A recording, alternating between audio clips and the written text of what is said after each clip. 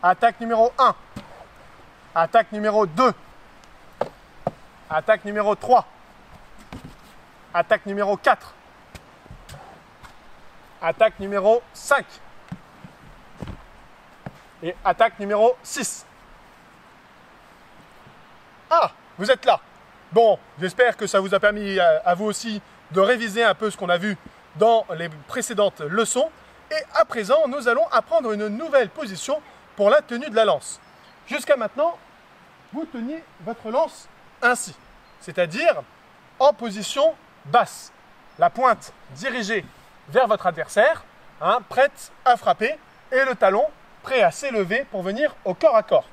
Cependant, cette position ne peut pas être adoptée en phalange, et ce pour plusieurs raisons. Tout d'abord, si on était en formation ici, l'un derrière l'autre, si je recule ma lance, mon talon peut, tiens, ouvre juste ton bouclier pour montrer, mon talon, en cas d'armement, à chaque frappe, pourrait le frapper. De même, j'en ai vu certains d'entre vous essayer de vous tenir ainsi, avec la lance, comme ça. Le problème, c'est que si je recule, ça va direct dans son œil. Ce n'est donc pas une très bonne idée. La seule position adaptée au combat en phalange, c'est la position haute. Dans cette position ici, mon talon est au-dessus de la tête du combattant qui est derrière moi. Je peux donc frapper sans aucun problème et reprendre ma garde sans blesser celui qui est derrière moi. Donc ça, c'est la seule position en phalange. Alors vous allez me dire, pourquoi je vous embête aujourd'hui alors qu'on avait dit qu'on faisait du combat de duel d'Oplitz? Eh bien tout simplement parce que cette position, vous pouvez aussi l'utiliser en duel.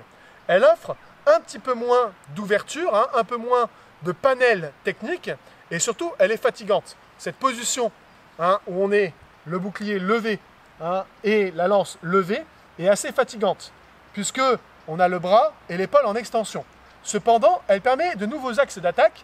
Déjà, elle vous permet des coups très puissants, puisque vous avez toute la force de votre épaule et de votre hanche. Vous descendez au niveau de votre cou en mettant toute votre puissance, et surtout, elle va vous permettre de nouveaux angles que je vais vous montrer. Mais avant cela, il faut savoir passer de la position haute, basse à la position haute, et inversement. Pour ce faire, je vais m'approcher de vous. Vous voyez, ma lance est ici. En position basse, la lance, je vais la tenir comme ça. Je vais, lorsque je vais vouloir faire mon élévation, décrocher les 3 doigts arrière et continuer à tenir ma lance avec mon pouce et mon index. Vous allez me dire c'est précis, mais il vaut mieux être précis. Lorsque je vais lever le bras, je décroche tous ces doigts et je vais passer ces doigts derrière. À ce moment-là, vous voyez, il n'y a plus que mon index qui retient la lance. Je finis mon mouvement et paf, ma lance est ici. Je vous le montre d'un peu plus bas en me mettant juste ici, en faisant tout le mouvement. 1, 2, 3.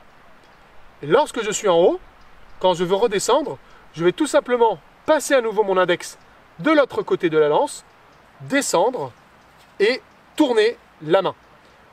Je remonte, je passe mon index, je descends, et là c'est mon index qui tient la lance. Alors en le faisant au ralenti, c'est plus dur. Mais normalement, avec l'entraînement et le mouvement, c'est assez fluide.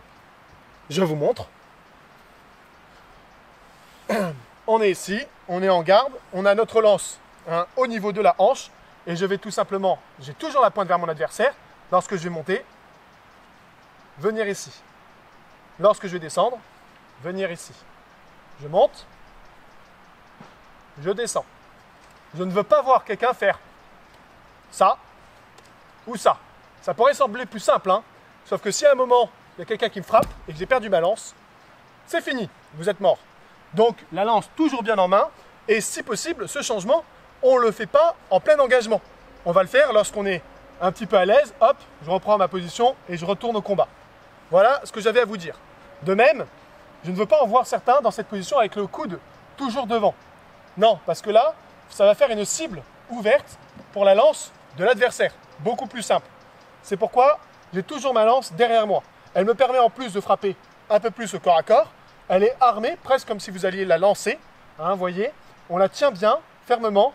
Et là, vous êtes prêt à frapper. Si vous regardez la plupart des céramiques de vos grands-parents, vous pourrez voir qu'ils tiennent leur lance ainsi. Donc, maintenant, on va voir les différentes techniques. Mais pour ce faire, je vais poser cette vraie lance parce que je n'ai pas envie d'abîmer notre jeune élève. Donc, on prend notre arme sécurisée. On va se mettre un peu par là. Toi. Donc ici, on est face à notre adversaire. On élève notre position. Tous les deux, on est en position haute. Le coup premier qui va partir, il va aller au niveau du visage de l'adversaire. C'est l'attaque numéro 1 en position haute. C'est la même que l'attaque lorsque l'on est en garde en position basse, la même zone de cible, mais sachez qu'en plus, parfois, si l'adversaire faiblit et avance un peu son bras, avance légèrement ton bras, là, je peux aussi taper directement au niveau du bras. Et pensez bien qu'avec de l'entraînement, vous arriverez à toucher ce type de cible de manière très précise, de manière assez aisée. Donc, on est bien élevé, on frappe au niveau des yeux. Attaque numéro 1. Et pour se protéger, la meilleure des solutions, on avance son bouclier. Attaque numéro 1. Voilà.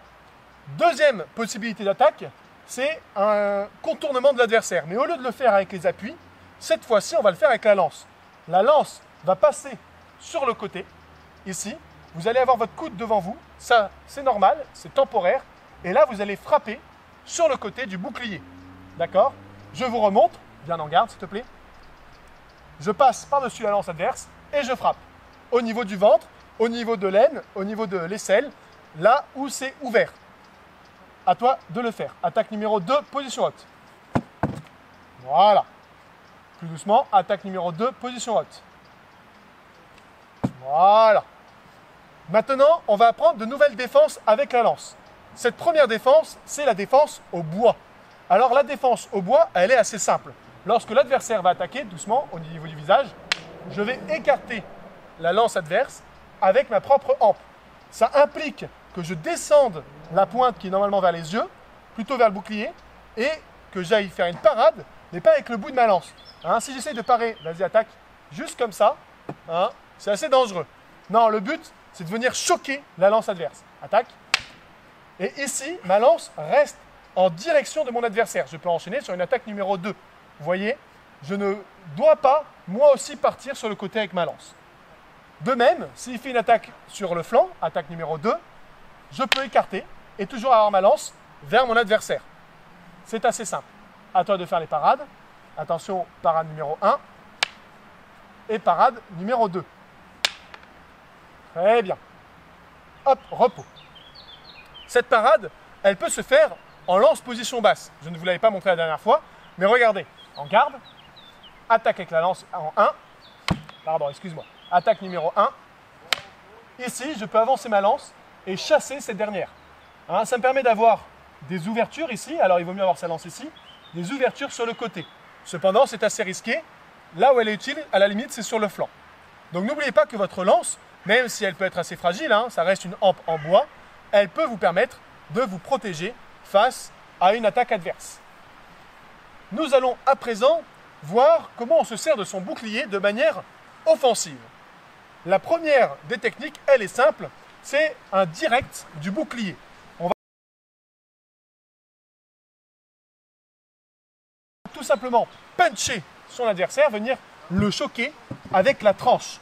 Pour ce faire, il faut être dans la bonne distance. Souvent, cela va se passer lorsque l'on est au corps à corps. D'accord? Donc lorsqu'il va faire son attaque au corps à corps avec la position 4. Attaque en position 4. Voilà, ici, il est assez proche de moi. Il vient me frapper. C'est pourquoi moi, je vais pouvoir, avant qu'il soit arrivé jusqu'à mon corps à corps, repart, au lieu de me protéger, chercher à le frapper avec mon bouclier avec un direct. Attaque numéro 4. Bam! Ici, je peux venir choquer au niveau du bras. Et si ce dernier est imprudent et qu'il s'ouvre au milieu de son avancée, je vais pouvoir frapper au niveau du torse. On va vous le montrer dans l'autre sens. C'est toi qui fais la défense. Ici, au niveau du bras, on la refait. Hop. On garde. La première, ici. Et la deuxième, au niveau du torse. Voilà. Donc, ça, ce sont les deux types d'accroche, d'attaque avec le punch. On peut s'en servir à n'importe quel moment. On peut même, au moment où on est au corps à corps, venir frapper le bouclier de l'adversaire pour le choquer, le faire bouger sa garde et trouver des ouvertures. Donc n'oubliez pas que votre bouclier peut être une arme. Rapproche-toi un peu par ici et on avance un peu par là. Voilà. Alors, le punch avec le direct du bouclier. Deuxième technique du bouclier, ça va être ce qu'on appelle la charge. Alors, la charge, ça ne veut pas dire venir de très loin. Cette charge, elle se fait toujours assez proche et elle se fait sur un pas maximum, voire sur un appui.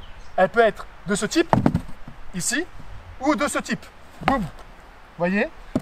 Mais jamais, au grand jamais, vous partez de très loin et vous arrivez en courant pour pousser.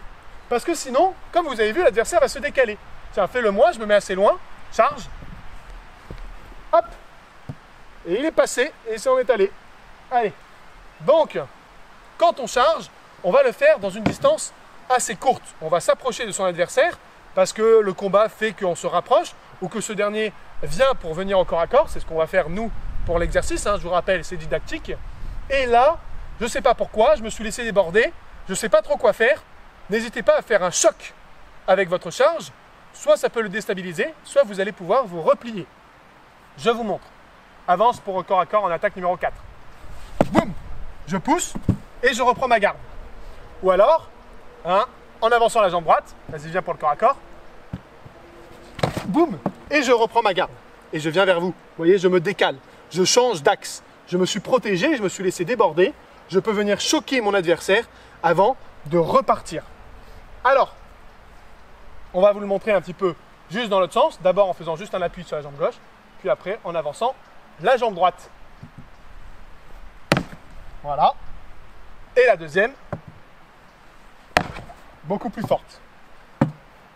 Ensuite, cette technique peut vous servir à pousser votre adversaire à un moment où il est assez instable. Par exemple, approche un petit peu et imaginons, je vais croiser mon appui. Je suis près de lui et je ne sais pas pourquoi, je suis en position haute, j'essaye de passer de côté pour frapper et vous voyez, au lieu de faire mon bon décalage où je fais ça, ici, je croise mes appuis. J'en avais parlé dans la première leçon. Là, s'il vient pour me pousser, je n'ai plus aucune stabilité. C'est pourquoi il est très important d'être toujours sur ses appuis. Ça marche aussi pour la lance forte. Face à moi, hop, c'est moi qui fais la lance forte. Croise tes appuis pour te décaler. Boum. J'ai juste à grouper et à pousser. D'accord? C'est pourquoi toujours sur ses appuis. Pour finir, après la charge et le crochetage avec le bouclier, nous allons voir, la charge et le punch, nous allons voir le crochetage. Alors là, pareil, ça se passe, avance. Lorsqu'on est en corps à corps, par exemple, qu'on est tous les deux avec le talon, ça peut être avec des lames, évidemment. C'est d'ailleurs plutôt une technique qu'on utilise quand on a des copices ou des xyphos, donc des lames. Je vous en présenterai quelques-unes d'ici peu. Tiens, la prochaine fois, je vous montre des lames. Donc, lorsqu'on est ici, on va pouvoir utiliser son bouclier pour crocheter celui de l'adversaire. On est là, on va crocheter et on va frapper. À toi, il est là, il crochette et il ouvre. Je le refais doucement, vas-y, refais-le toi doucement. Il crochette et il ouvre. Voilà, et de mon côté, j'ouvre légèrement mon bouclier et je choque. Alors, il ne faut pas trop s'ouvrir parce que l'adversaire peut nous frapper à ce moment-là. À la limite, c'est beaucoup plus efficace d'enrouler votre crochet. D'accord? Ici, vous allez dégager le bouclier et frapper en ayant toujours votre garde. C'est un mouvement assez rapide, assez simple que l'on va effectuer lorsque l'on voit que notre adversaire n'est plus très stable ou qu'il a son bouclier qui bouge un petit peu trop. Donc, maintenant, vous avez la technique en position haute, l'usage du bouclier de manière offensive et donc dans les prochaines leçons, nous allons voir des techniques qui permettent de combattre et de créer des failles chez votre adversaire. On prend progressivement tous ensemble du niveau et ça fait plaisir. Et en attendant cette prochaine leçon, portez-vous bien!